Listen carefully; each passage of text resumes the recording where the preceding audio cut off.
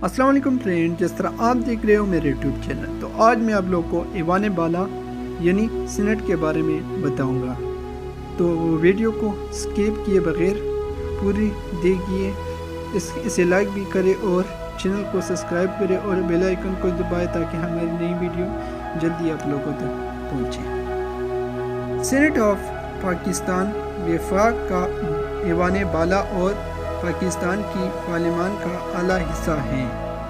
इसकी रुकनियत 96 अरकान पर मुश्तमिल है, जिनमें से 92 का इंतखाब सूबाई असम्बली के अरकान एक मुख्तस तरीके इंतखाब के ज़रिए करते हैं, जबकि 4 अरकान वफाकी दारुल-हुकूमत की नुमाइंदगी करते हैं, जिनको कौमी असम्बली के अरकान मुंतखब करते हैं।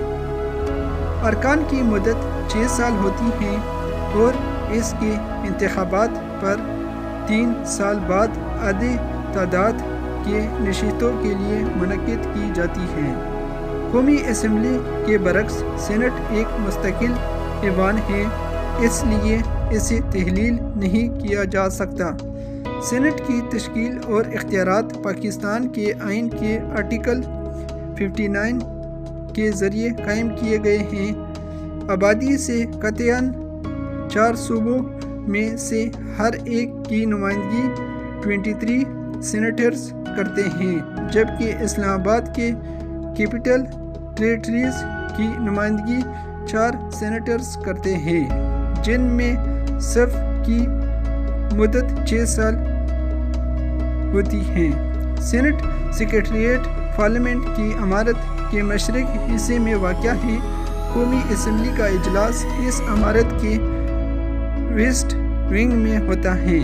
सीनेट के पास मुतअद्दिद खुसूसियात इख्तियारात हैं जो कौमी असम्बली को नहीं दिए गए, जिनमें पार्लिमानी बिल्स को कानून में नाफिज करने के इख्तियारात भी शामिल हैं। निस्फ सीनेट के लिए हर 3 साल बाद इंतखाबात होते हैं और हर सीनेटर की मुद्दत 6 साल होती है।